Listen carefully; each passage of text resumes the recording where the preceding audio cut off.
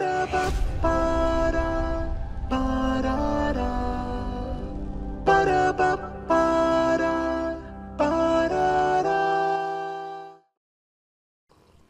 alhamdulillah, wassalatu wassalamu ala rasulillah wa ala alihi wa sahbihi ajma'in. Welcome everybody back to Behind the Minbar, Blueprints for a Better Masjid, where we are just getting started trying to have honest and productive conversations about how to better our religious communities, how to work prophetically in a more efficient way as institutions in a way that is more resembling of the ihsan, the excellence that our religion teaches us and calls us to.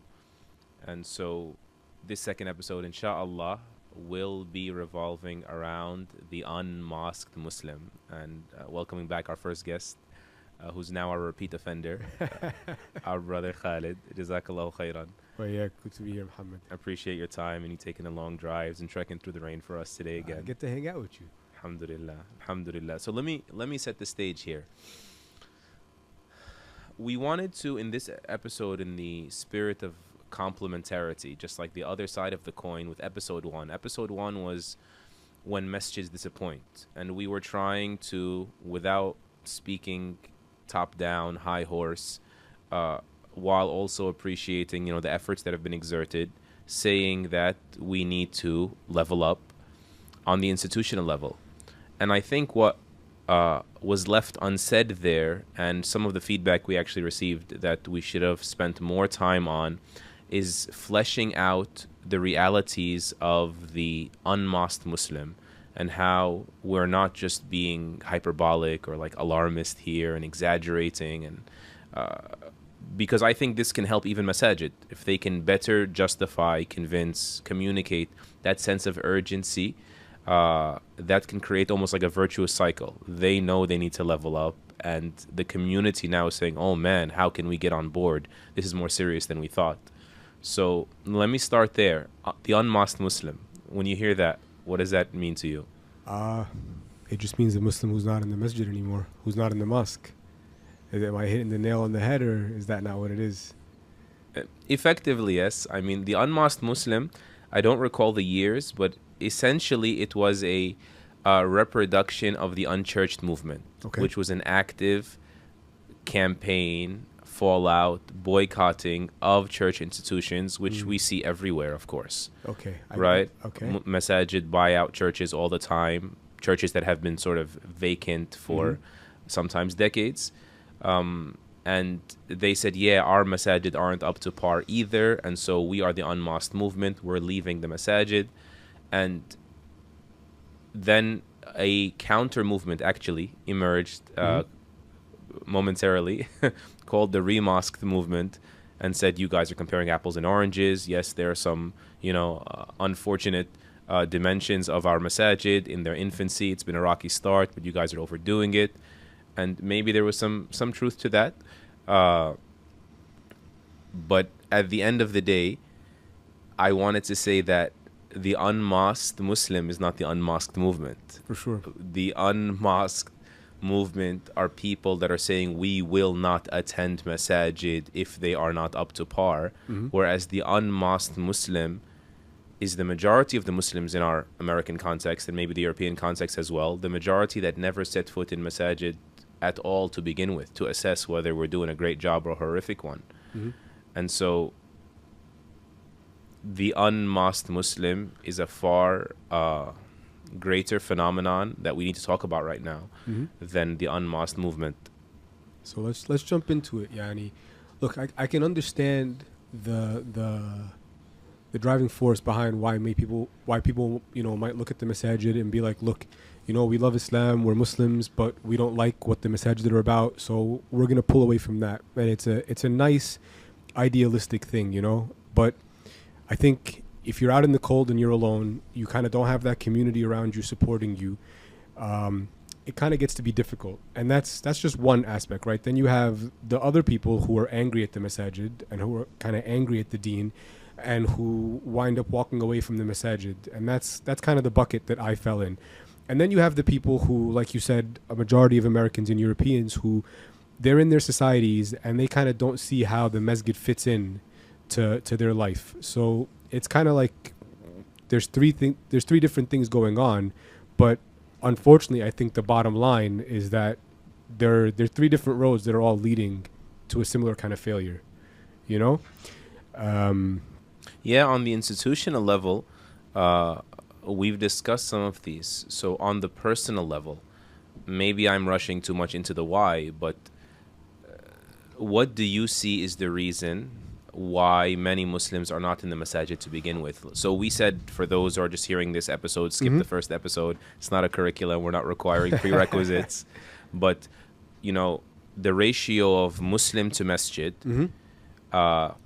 is 1,600 Muslims in the United States per masjid. And most masjids don't hold, you know, a quarter capacity-wise. 300 or 400 people. And then how often are these masjids even filled, right? And that's another aspect here. If I were to define the un-mosqued Muslim, a lot of times the Muslim that is not actively, frequently present in the masjid, they're effectively not there. I'm there not because I'm trying to get some enlightenment for my week in Jumu'ah. I'm there because this is the closest place and the only place my lunch break will allow for, and that's it. Extracurricular. So even Muslims who attend, the masjid is majorly empty throughout the week a lot of times, where there are masajid, and then those who do attend because of logistical convenience.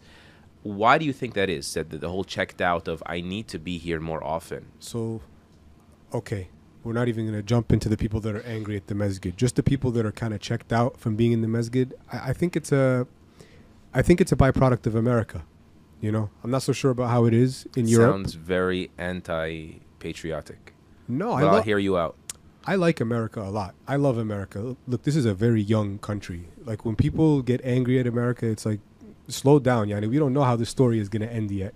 But I think people came here to make money. And I think whenever you speak to someone who lived in a different country, they tell you, like, look, back home in Egypt or in Dubai or something, people have time to relax and kind of enjoy their life and take time off from work. But here it's work, work, work, work, work. And so, yeah, I grew up here and I went to school here and now I'm working here. And from when you're very young, you're put on a track. So when you're in elementary school, it's like you got to be on the ball so you can get into a good junior high school. And when you get to a good junior high school, you got to be on the ball. Like in New York City, it's like the specialized high school exam. You want to get into Brooklyn Tech. And then once you're in high school, you know, you're building this crazy resume because you're trying to get into that college. And then once you're in that college, maybe you're aiming at your master. So like, where does the masjid fit into that for a lot of these people? And then like something's got to give.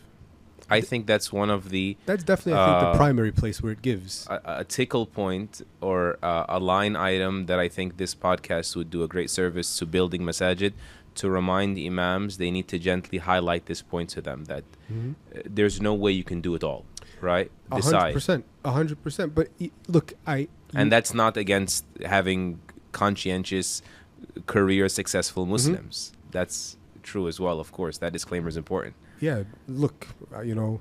But keep going. I think the career and making money and finding worldly success is important. I'm not going to come on here and tell people, forgo that. I went to college. I'm trying to make money. It's not about not making money, but I think it's part of...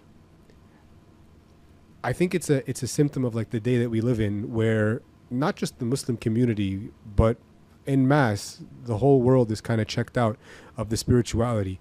And so... not to say that people aren't hungering for it, you know, people are seeking the transcendent, but when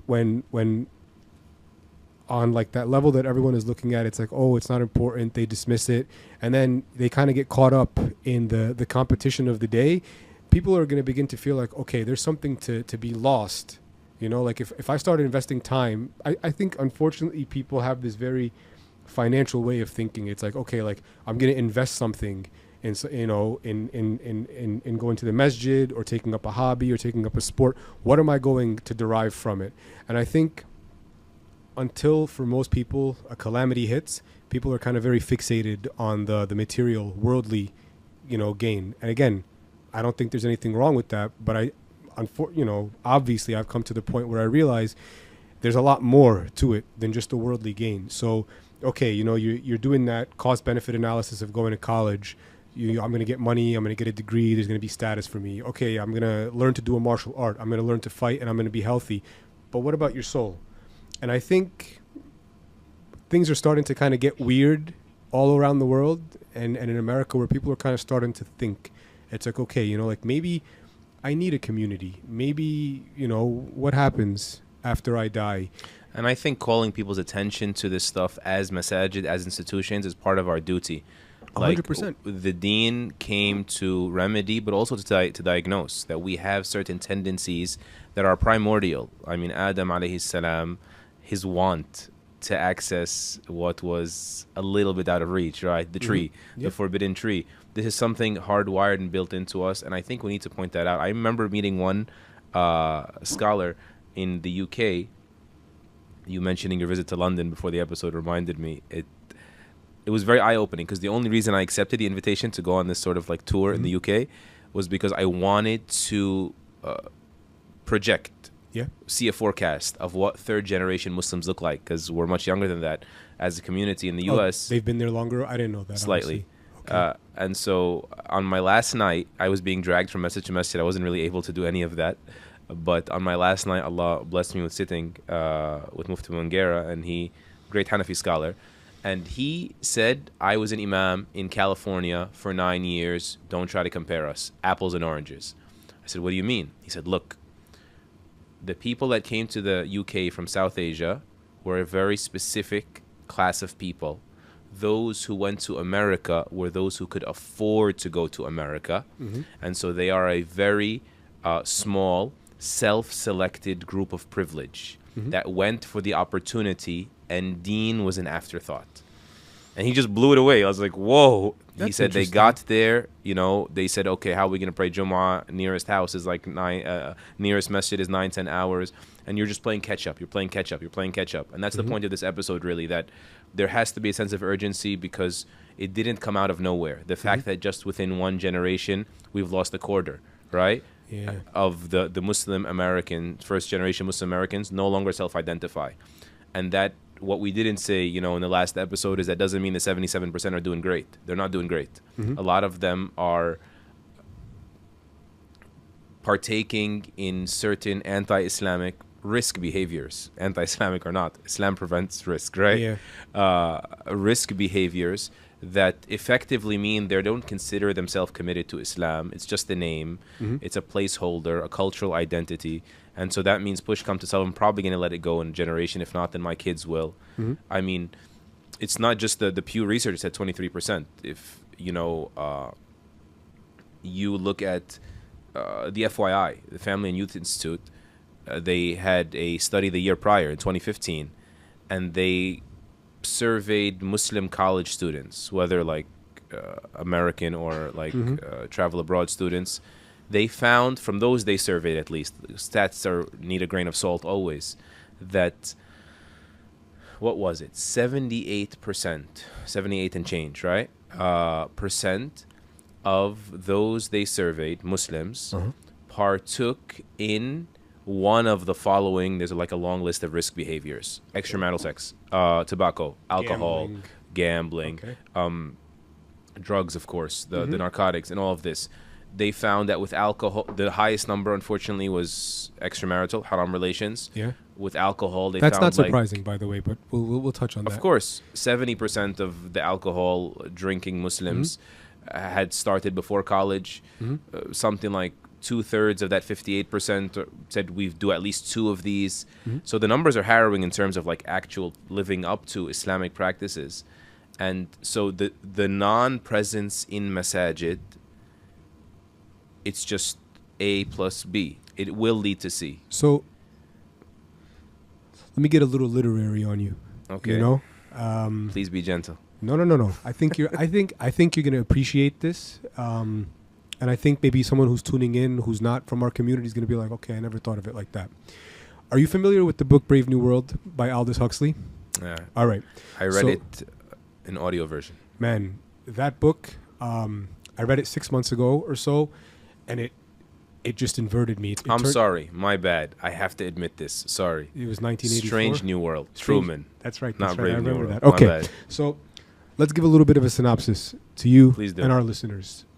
Brave New World is a dystopian novel, you know, about a future. So when people hear dystopia, what do they think? They think 1984, men with guns, thought police, you can't think this, you can't do that. I don't think that's what's going to happen. And I don't think that's kind of the direction that we're going in, because that requires a lot of heavy force. And if you use force, people tend to push back. I think the direction that we're going in is the Brave New World. So in Brave New World, it's this society where in order to maintain control over the people that are in the world, they don't use force, they don't use intimidation, they use pacification. So they've made every worldly pleasure available to everybody. They destigmatized any kind of shame or rules around sex. And you know what it does to the people in the book is it turns them into animals with the way that they approach sex. They can have sex with whoever they want, there's no shame around it.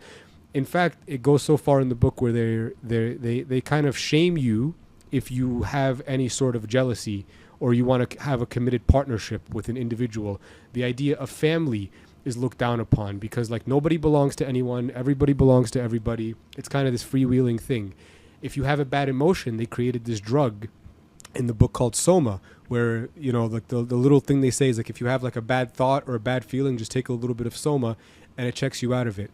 And I think Huxley was kind of prescient in where he took his story because it's the perfect way for the economy and the government to kind of pacify the people in their society just to kind of keep them within the lines. Because, like, look, it's that idea of, like, give them bread and circus, and they're never going to revolt. So, you know, every time I turn on the TV now, I can't escape the gambling ads. The TV, the programs, every year, you start seeing, like, the hypersexualization increasing more and more.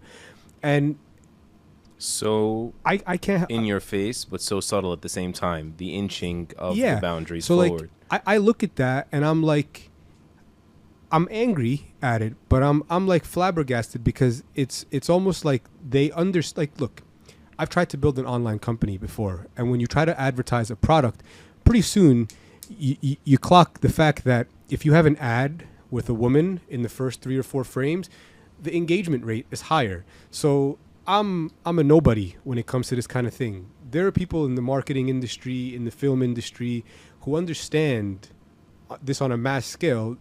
If you give people these indulgences, you know, you kind of soften them and they become more pliable in your hands. And I'm not anti-capitalist, right? I just started a business and my goal is to make money. But I think if you lose sight of God, which is kind of what happened here in America, money becomes God or something else becomes God. And I think... Ouch. But yes. You know, and I think that's part of the reality that we have here in the United States. And if you're a company and you're trying to make money, one of the best things that you can have is a consumer base that's addicted to your product. So that's kind of the reality that we're dealing with here now. Because you're talking about they interview these college students and it's like, oh, they're addicted to gambling or they're engaging in premarital sex or they're drinking. It's like, well, look, these are all products that are being constantly sold to people. So forget about the fact whether it's or not... creating demand, not just supply and demand. Yeah, absolutely. So forget about the fact that there's people that are angry, right, at the masajid. Everybody is constantly being sold these things. And it's kind of like... This was one of the things that we discussed in the last episode that kind of like drove me crazy, is that there was an unwillingness to kind of look at these evils in the face and be like, this is a problem, because they almost felt like they were endorsing it by talking about the fact that it's happening. But like, let's call a spade a spade. You know, people want to party, people want to engage in haram relationships, people enjoy the thrill of gambling. And if people don't have that kind of peace and contentment in their heart, that's where they're going to look. And forget about the people who don't have the peace and contentment in their heart. Now introduce into the mix that people are traumatized, people have pain. And if they're not getting that in the masajid, just open up your phone. There's going to be a dopamine rush right there. Look at your friends while you're in college. They seem to, you know, go out every Friday night. They kind of release the tension that's in their brains. They get drunk, they get high. There's pleasure and enjoyment in that. I kind of went off on a tangent, you know, but I think it's an important one because your references dovetail perfectly with the fact that the Prophet ﷺ said, don't put your guard down to dunya, right? The materialistic, and dunya is a placeholder, is materialism, but it's not. It's much wider than that. Your ego is probably your biggest challenge in this world, and it's not tangible. It's not, dollars and cents. And he even said, and when I think about our context in the American, dynamic, he said, it's not poverty I fear for you, but I fear for you affluence. And that this world's opportunities, literally he said that, tuftah alaykum ad-dunya, this world's opportunities open up for you, and so you start competing in it. That's what when I hear from you, this is exactly what I hear, right? Competing in it like the people before you competed in it, and then it breaks you, it destroys you the way it destroyed them. And so, this podcast, again, is about, blueprints for a better masjid. I think being honest with people is of the greatest ways to recruit help, to even cultivate your membership in the masjid. Tell them, by the way, I'm admitting we got a lot of work to do. Yes, there are degrees of dysfunctionality, but you need to stay close. We need your help. We are not perfect. And with our dysfunctionality, we still need this masjid, and we need you to realize its value so it becomes this healthy cycle. The other thing that comes to mind is like parenting. Dr. Osman Umarji is a psychologist from UC Irvine, and he's particularly specialized in longitudinal studies, tracking people, the same groups, sets across over a set of time? 10, 20, 30 years, and so on and so forth. And he's director of like our psych department at the Yaqeen Institute. And one of the things he often mentions is, statistically speaking, the number one factor to predict safe transmission of faith across generations is parental influence, right? But parental influence, it takes a village now to raise the child, right?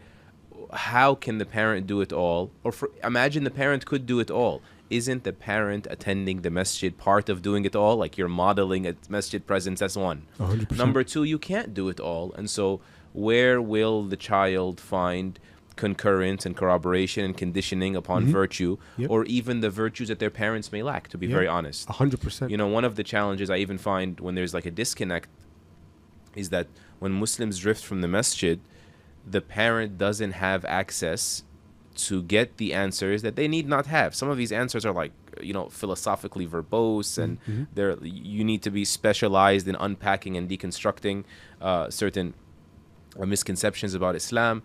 And so, yes, parental influence is number one, but a parent outside the masjid means for sure they won't have their resources, less likely. And that means the kid is going to model after them and not be in the masjid, especially girls. And that's a subject I, as a father of 3 daughters, I do want to point out the danger of girls being left to drift from masajid.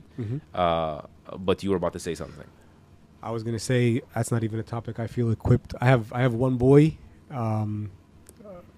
It's tricky, but what I was gonna say is that the topic of kids, I think, is a soft spot for a lot of people, because a lot of times I speak to people and they're doing something and they're like, oh yeah, this is fine, no problem, I'll do it for me. But then you ask them, it's like, all right, would you want that for your kid? And then they kind of pause. And this is kind of part of the reason why I started thinking about so much of this. Yani, I feel like at the point in time where our conversations ramped up is when I found out that I was going to have a kid. And now all of a sudden, it's not so much about, the masjid for me, but it's about, okay, the masjid for my son. For my child, right? And as much as the masajid that I grew up in drove me crazy, I feel like I got a lot out of growing up in those masajid. Just, look, there's like the unspoken idea, kind of like, schools kind of give people like this group think quality, and they kind of like make them subservient and just good at like they send you to school, sit for 8 hours so that you're good at going to a company and sitting there for 8 hours. You disagree? No, I agree, but I think that the reason that I'm not so much fitting in that mold was because I went to the masjid where it was a little chaotic and and that's optimism on steroids, mashallah. Look, I like it. No. Look, there's things that I appreciate in the masjid. The masjid is one of the last places in the world where you can go and you're a guy just sitting around guys. Like, I went to public school. There was free mixing. no one is going to deny the fact that if you're a guy, you're 13, 14, 15, 16, you start getting self-conscious. You're never who you truly are if there's girls sitting around, you know, like if you're any guy will tell you like, yeah, like we got that one friend, every time he's around girls, he gets all weird. You get to be yourself at the masjid. You know, that's profound because you mentioned money, like, and sort of temptations, and also the issue of it not happening overnight. Like after a while, you just start folding, or like, okay, I don't talk to girls for the first day, right? But then it's just natural. How can I be myself when there's something to be won here, right? And it's like one of the strongest primal forces that there is, and that's why it's one of the toughest tests at the same time. 100%. We need it. Islam doesn't see it as sinful. You know, how else do we reproduce and keep the human race going? But at the same time, recognize that it could spiral us out of control. And so, yani, back to like wanting to be in the masjid. It's like, look, like now when it's cold out, for instance, my wife kind of look at each other and we're like, where are we going to go for a walk? And it's like one time we went to the mall and I hated it. I could, you know, because like you go to the mall and you're walking around and it's like they're just trying to sell you stuff at the mall. And it's like, I wish that there was a masjid that we can go to because I want to bring my kid to the masjid. And like you said, there's things that I can't teach my son. Like he's not going to be able to get everything from me. There's gaps in who I am. So I think that that's a huge reason why the masjid is so important because you have that community there. You grow up, you're in a place where there isn't kind of like this predefined goal like there is at school or there is at work. Like you're just meeting people, you're forming these relationships. And then what happens once you start like getting to that age where you're starting to look to get married, you know? Like you want people with shared values, right? You want people who are like you. What happens when there's a calamity? What happens if you like, look, I live in Jersey City, and when we needed someone to come and help us with the baby, we were very happy to find that there was someone who went to the masjid, even though I'm not going to the masjid the same way that I used to go when I was growing up, because I know at least I leave my son with this lady, she goes to the masjid, she's not going to do nothing that I'm going to look at as like reprehensible with my child. And I think these are all things that are in the back of our minds that we don't like to worry about, but they're realities, you know? And SubhanAllah. Dr. Shadi al-Masri is another, mashallah, religious leader in this country who is making a name for himself in many positive ways. May Allah reward him and bless him, even though he's not really trying to. That's another beautiful element of his character. May Allah make him better than we assume. But one thing that I learned from him is, you know, he was saying, yes, everything is going wrong, like the alarmist stats. He's saying, but I'm telling you, if you're bringing your kids to my masjid, stop panicking. Or he said a masjid. He said, stop panicking. Do you think the musicians and the athletes and all that stuff that they will not be able to avoid outside can ever compete with the masjid community that's there for them in their happy times and in their times of grieving, that is, you know, with them at Eid and at funeral? And subhanAllah, I've seen this in my da'wah. You know, that masjid orientation, it's not necessarily the lecturing per se a lot of times. When you're there for people to answer their question, to sort of console with them, to congratulate them, and that will, in the long game, if you are in it for the long game and you embed them in community, that will keep them in more than anything, because people want to associate and want to identify, and where else are you going to do that, as you said? And they want to also be flexible and be free, like take off the pretentious, I'm just as much, you know, personable as you want me to be. I'm just as much aligned ideologically as you want me to be. Because sustaining the show that we all put on outside is impossible. I think that's important to highlight. And people are just going to choose. Something's going to have to give. I remember like a sister who I've only known through email years back. She took her shahada and she said to me, I'm in some remote region in Utah, and she says every once in a while, I'm the only Muslim in the city, and every once in a while someone slashes all four of my tires to my Jeep, and every once in a while someone draws a swastika on my door, a Nazi swastika on my door, because they find out I'm Muslim. Okay. So I told her, of course, get to a community and so on and so forth. But at the same time, what I didn't tell her is, you're amazing.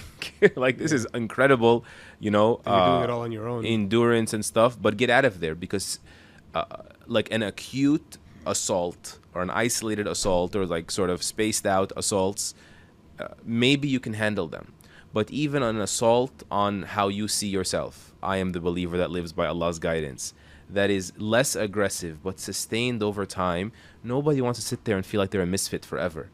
And that's something that we just need to like be honest about, that number one reason, it's not the strongest reason, doesn't give people the strongest faith, but the entry level, right? Let's be real. The number one reason people believe in things is association, right?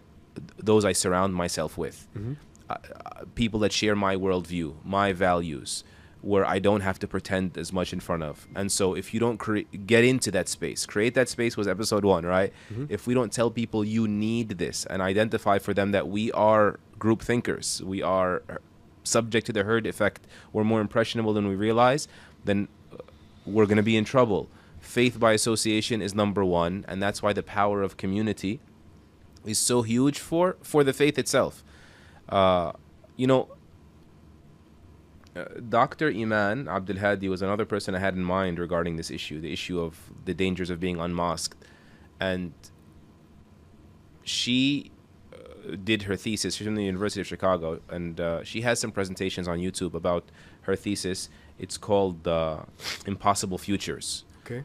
And the subtitle is something along the lines of why American Muslim women leave community while men stay. And obviously, like, the numbers deserve, like, she spent a lot of time on this. She's done personal interviews and studied other people that have been studying these demographics, and she saw that she has them in like different categories. Those who stayed in the masajid throughout, irrespective of anything else. Kudos, to them and to their parents and Allah above and before all, right? It's not random. And those who never came back, never came in, never left, just peripheries. But then she has two sets of demographics, those who departed, she calls them, and those who detoured. Okay. And so when it came to departing the masjid community, and I know the masjid as an institution, needs to fix this, right? But also they need to share this with their communities, communicate the urgency as well. Women are twice as likely in adolescence, it's all about adolescence through college, really, to depart, not detour, to depart, gone, never back. From those who are in masajid, women were twice as likely to depart. And in terms of the detour category, they were 2 to 3 times less likely to come back. So they're leaving twice as fast, and they're coming back thrice as slow. So the environment is kind of antagonistic to women, is what it sounds like. Is that like the proper conclusion that I should be drawing from that? That's a part of it, but also the necessity to fix this and be part of the solution, even if we're not religious leadership, even if we're not managerial leadership in masajid, to do your part to say we're still going to the masjid, we're going to wait for the change to happen and all of this. Because if we just say it's the masjid's fault, we're out, that's not a solution. That's sort of a partial justification and an incomplete one. So, yeah, look, I agree with you. I'll be honest with you, Yani, in my crazy days, I was very tapped into that reality that you're talking about, and it kind of makes sense, Yani. It's kind of hard, I think, for the masajid and the community to compete with the freedom of like feminism and the identity that it kind of offers women when they're younger at that age. And it's I'm not even going to pretend to have figured it out. I don't even know. Like, I'm a guy. I have my issues with the masajid. I feel like they kind of don't. I feel like the masajid are always on the back foot.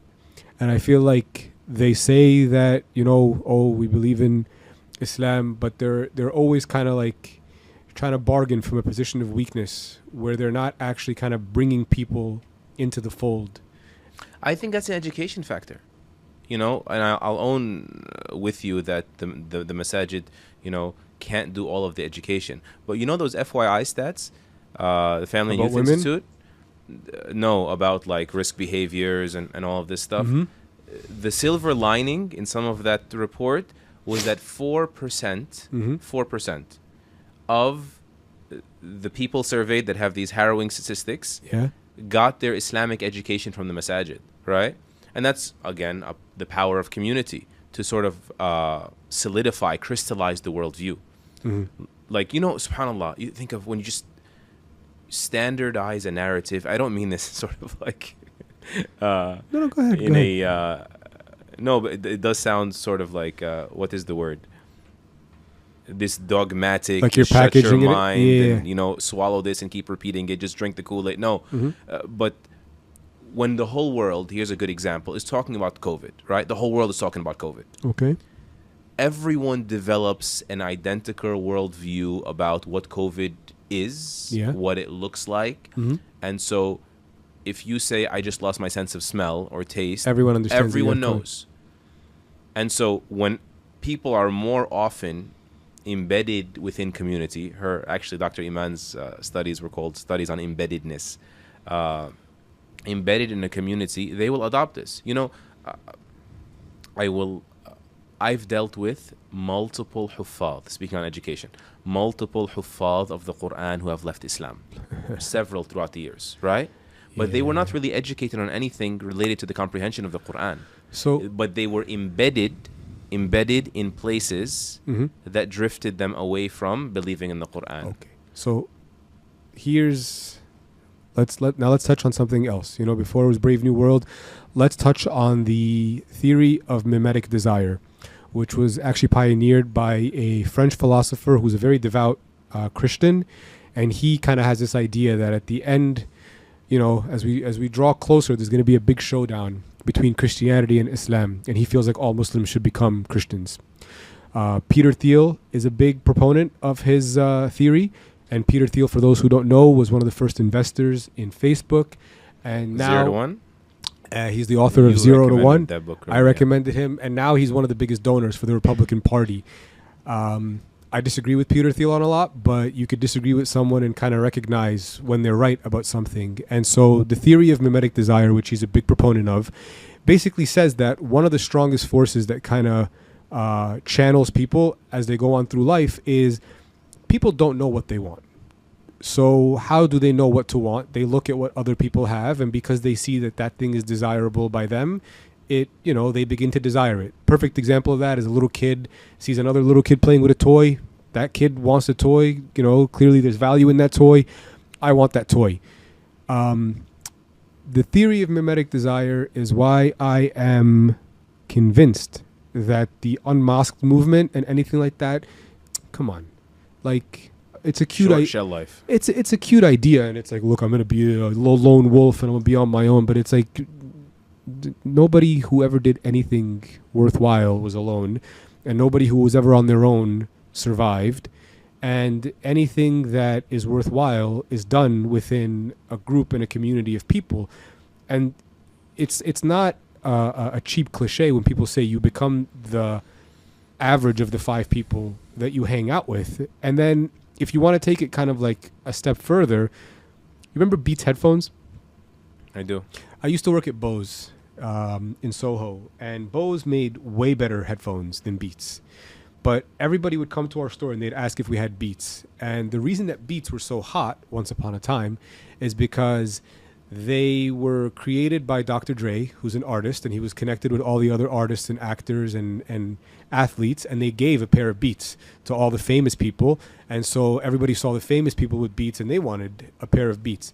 And so that's kind of like the second order effect, or the second order value of being in a community.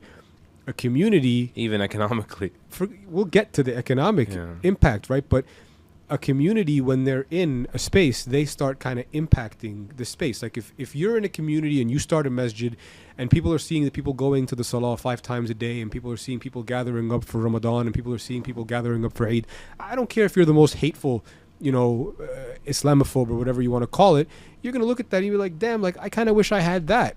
Like, I speak to so many people who grew up in churches and their families grew away from the churches, and now they're kind of looking at Muslims fasting Ramadan and praying 5 times a day, and the people are starting to get married and have children, and they're like, I hate religion, but like, there's something to be said. Like, I want that. That's not bad.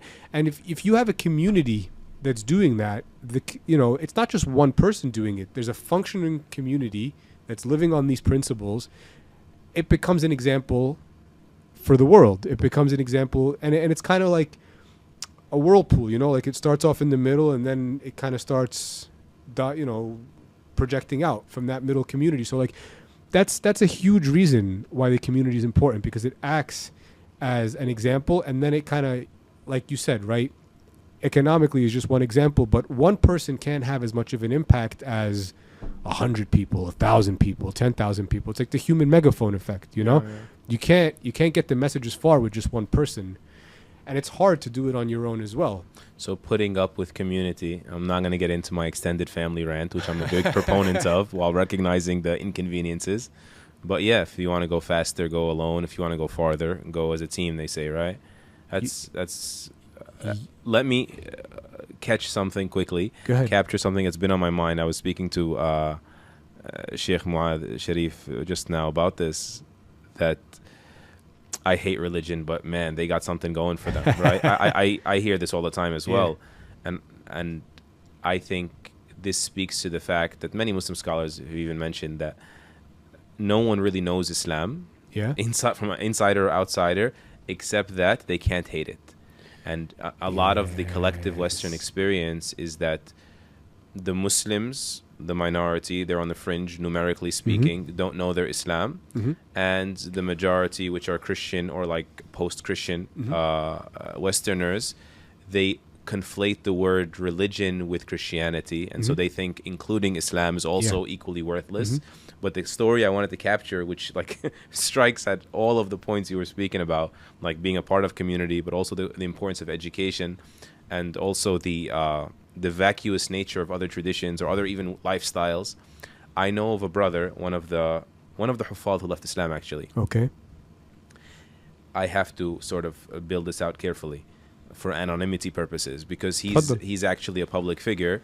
He's a media anchor. Okay. For one of the city's sports teams. Okay. For the sports of a particular city. So like if we're going to imagine he's in New York, he lives in the locker room of the Knicks, the Nets, the Jets, the Giants, the Yankees. Mets are in Jersey, right? Something like that. So that's all he does. He sort of, there's a rotation, including him. They get on the planes and travel with them and travel back. They're in the locker rooms, pre-games, post-games, whatever it is, right? Except that it's not in New York. It's on the Bible Belt somewhere. Go on. Okay? And that's sort of consequential.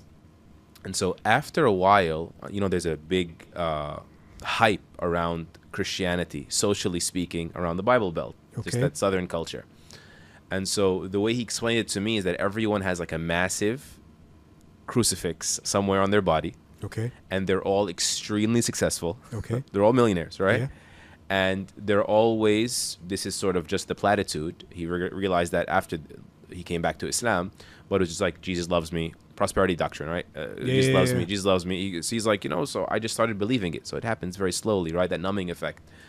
And so he actually left Islam, joined a Bible study group, studied the Bible cover to cover on a weekly basis, completed the course, and upon learning about what is scripturally Christianity, never looked back, walked right out. Went back to Islam? Went back to Islam. Because of just one thing. What's that? Which was Tawheed. The purity and simplicity of just the first pillar, right? There has to be one God without perfections and all that.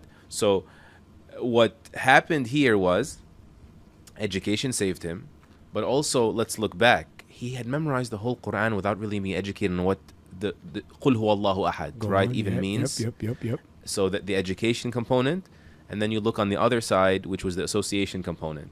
And so community and education, which is only really possible through osmosis on some level at least, right?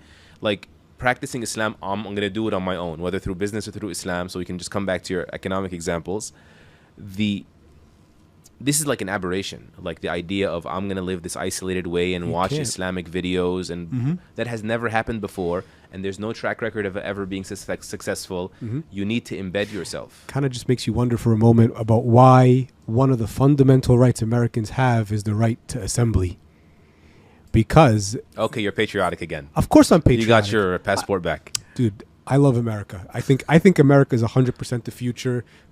That's a tangent. We're not going to get into it. But the right to assembly is a fundamental right in the United States, because people in power understand that when people get together in a critical mass, then they're able to start affecting change. And so you would think that when they founded America, they wanted to prevent tyranny. And so in the prevention of tyranny, to prevent tyranny, you have to allow people to gather up. So like, as a Muslim, if you want to have an impact on the world around you, you're not going to do it just watching videos. And that's why people were so freaked out during COVID, because they thought that they were being prevented from gathering up. Right, that was and one it of the things. coincided with the election run, so... Yeah, but I wanna go back to the thing you said about the guy who memorized the Quran and didn't understand anything in it. And that's kind of part of what I mean when I say that the masajid have always operated on the back foot. If you truly believe that Islam is the truth, and that the Quran is a revelation from God, not me or you're like the person who created, like the creator of everything, then it's like, okay, there's a fundamental truth in this. Like, why aren't you also teaching people the meaning in it? And I think because of the way that people, at the moment spread the message of Islam and operate the masajid on the back foot, you can't get surprised when people look at Muslims and they lump us in with Christianity or other dysfunctional religions or religious communities.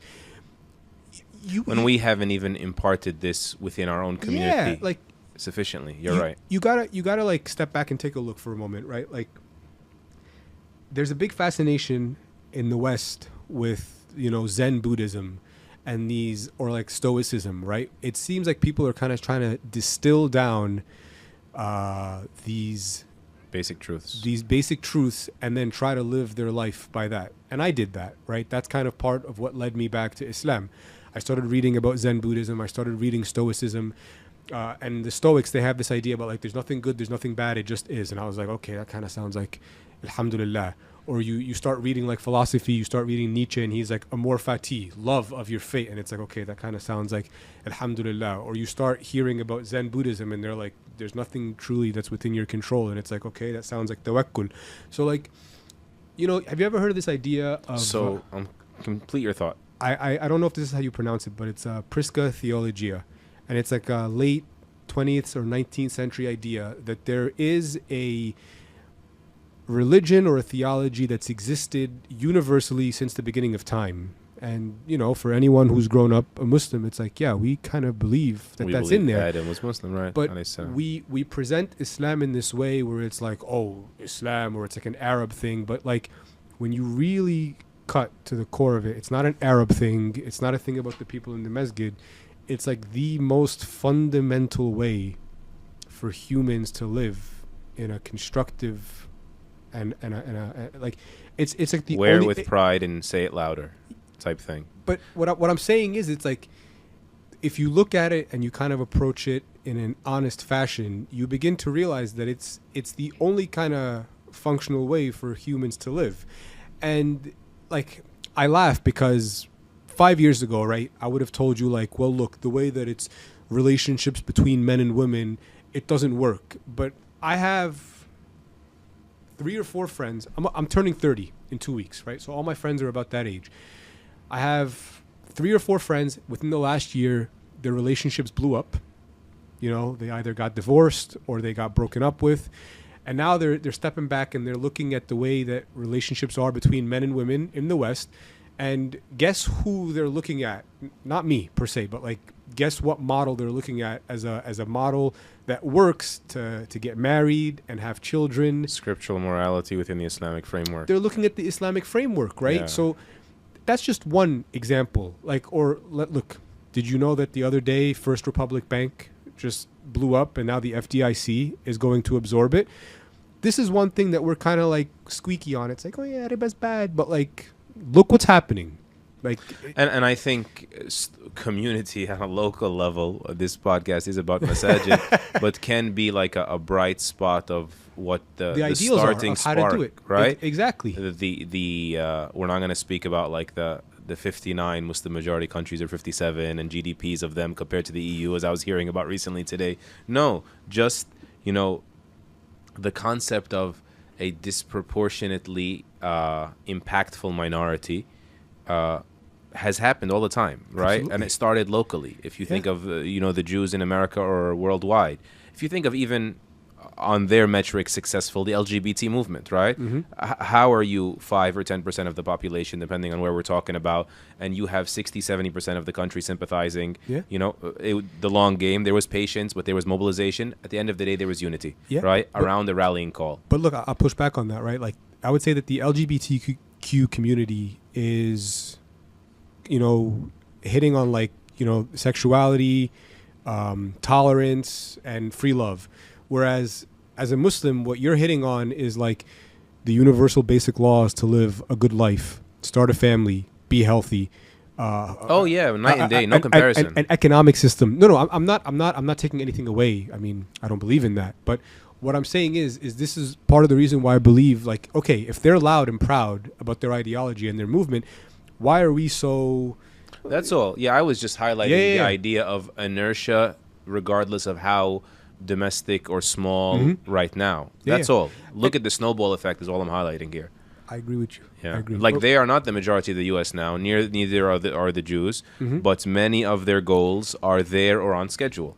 Right? For sure. So if we came to America for sort of the better life and the milk and honey, there's nothing wrong with continuing to pursue that 100%. as a means, not as an end. That's actually something I got in trouble for recently, is that, because, us bearded guys with the topis and the kufis and stuff, you guys are, anarchistic or sort of like ascetics or hermits or weirdos, or you're always disdaining worldly pleasures and all that fun stuff. Islam is not anti-capitalistic. Right. It just promotes a compassionate capitalism. Yeah. What I got in trouble for is that I sort of pushed back against people that are blindly chasing. They're bought in on careerism, right? The ideology of careerism. And everyone that got upset, without exception, is someone who didn't differentiate between career and careerism. Having a career, being conscientious in your career, being people of excellence in whatever we do, that is very much aligned with or encouraged by Islam. So it's either acceptable or virtuous in Islam. Careerism is that you live for the desire to buy a piece of real estate or make a certain million or whatever it is. Like a certain title. That's what creates doubt. And that is why we say, be careful of the desire, and you need a community to keep that desire in check, especially as a self-selected group of privilege. So here's kind of what I could say on that. Bringing it back to the idea of an ideal won't be able to survive outside of a community, starting from that point. I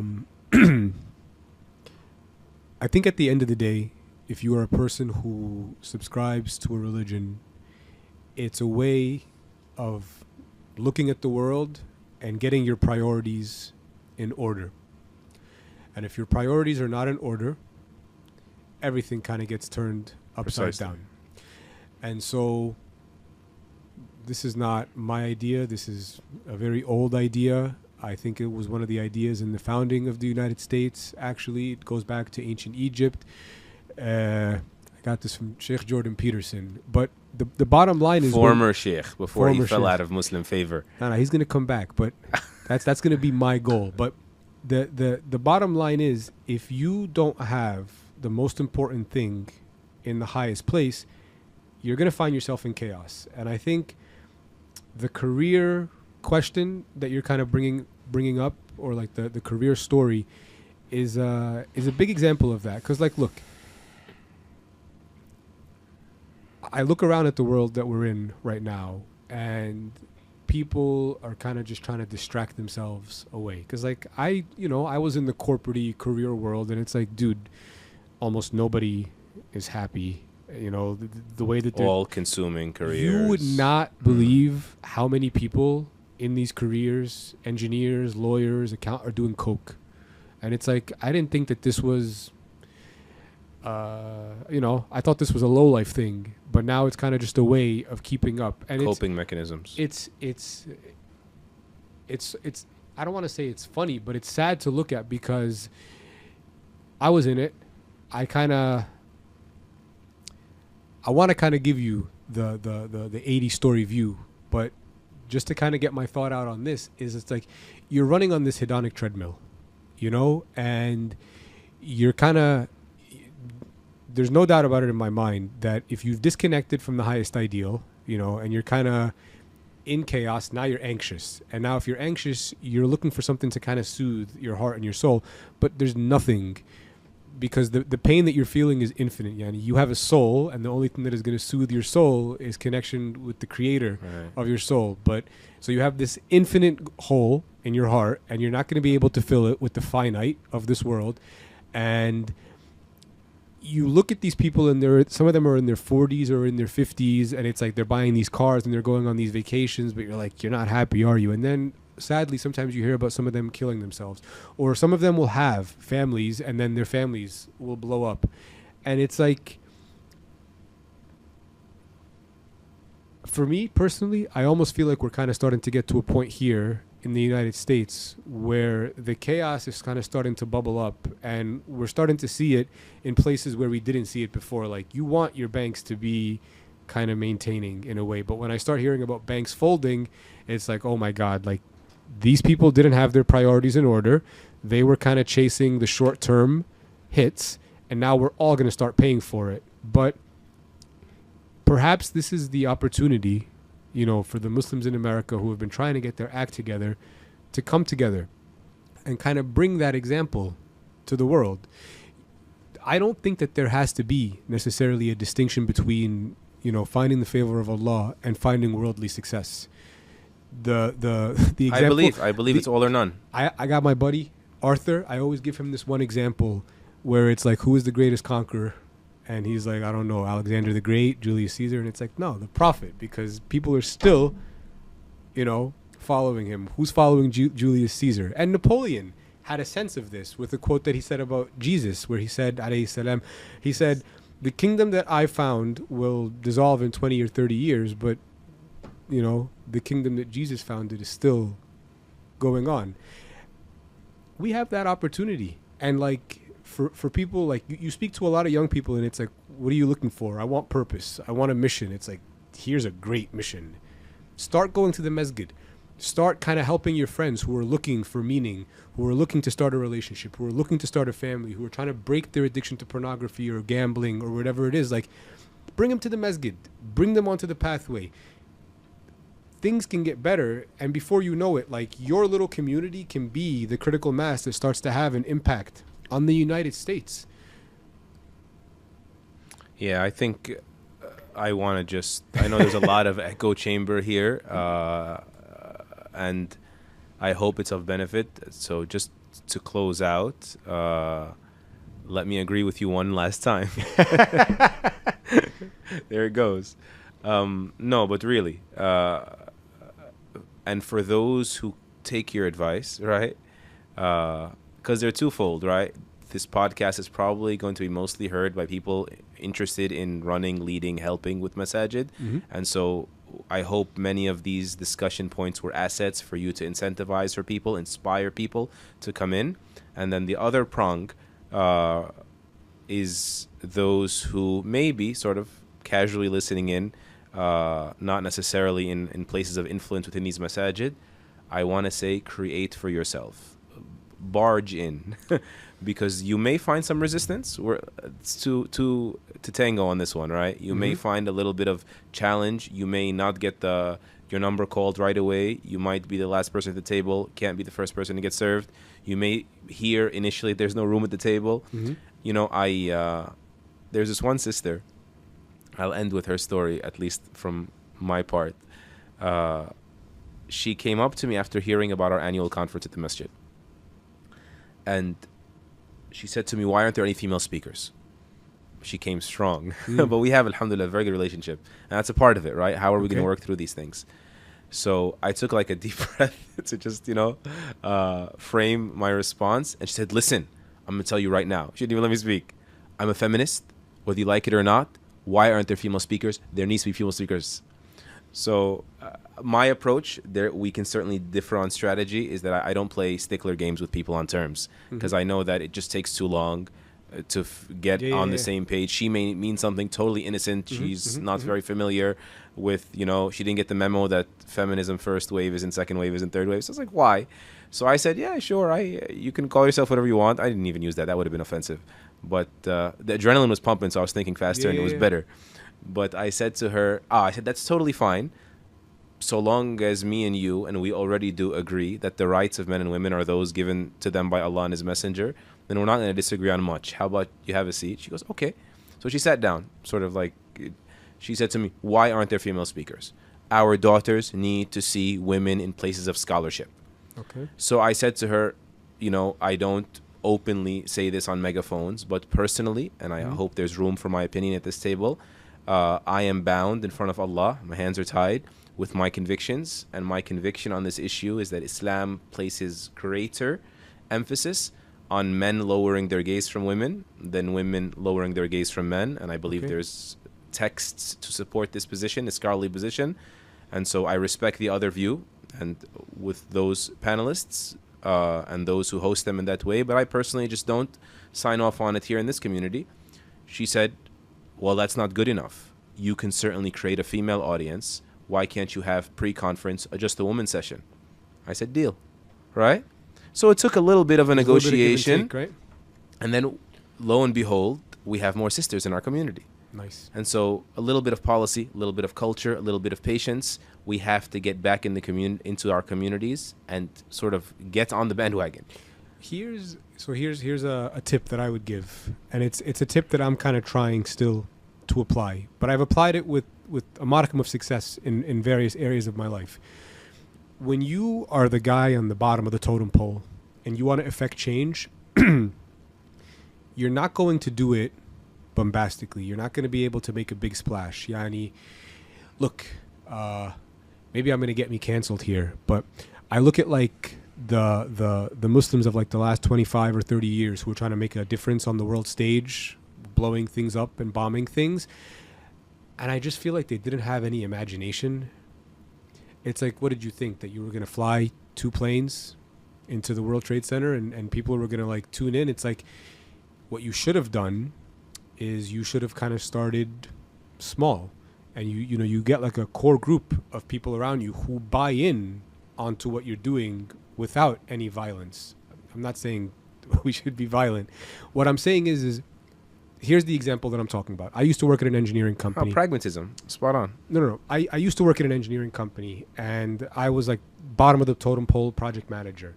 And the way that I was able to kind of accrue a certain amount of... No, I'm laughing because I don't follow UFC at all. Okay. I don't believe it's permissible, but someone showed me the clip of Daniel, what's his name? Cormier saying to Khabib after he sort of attacked, what's that guy's name's team? McGregor's team, yeah. And he told him, what exactly was the desired outcome I of wanted you to eat his heart. Off? Right? He was like, what did you think was going to happen after you turned into Superman? So exactly, just what do you think was going to happen by haphazard from the hip? So trying to effect a solution instantaneously. And like what I like, the more I like, here, let me give my example and then I'll type back. I was a project manager on the bottom rung of the totem pole.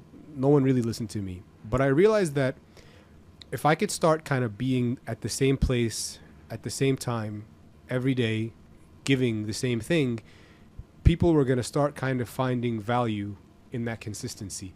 And it's kind of like... forgive me, to give a musical example, it's like the metronome to the symphony. When you become a very consistent component in the system, people begin hanging things off of you. And before you know it, so like this was one thing that I did at my gym. I go Tuesday, Thursday, Saturday, no matter what. I'm a white belt in my class, and before you know it, like the other white belts are like, well, look, this, and not for nothing, I was following another white belt, but some of the other white belts saw 2 white belts coming on Tuesday, Thursday, Saturday, and they're like, well, look, we should come to the Tuesday, Thursday, Saturday classes. And before you knew it, there was a little mass of white belts that were coming. And like when you're one white belt, it's like, this guy's nothing. But now all of a sudden you're like 6 or 7 of them. It's like they started kind of tailoring the class, right? And like one of my dreams is to start a big company. when I read the seerah of the Prophet sallallahu alaihi wasallam, my wife laughs when I say this, but I read it as like one of the greatest founder stories ever. You had one guy who had a vision, and then the whole world followed him.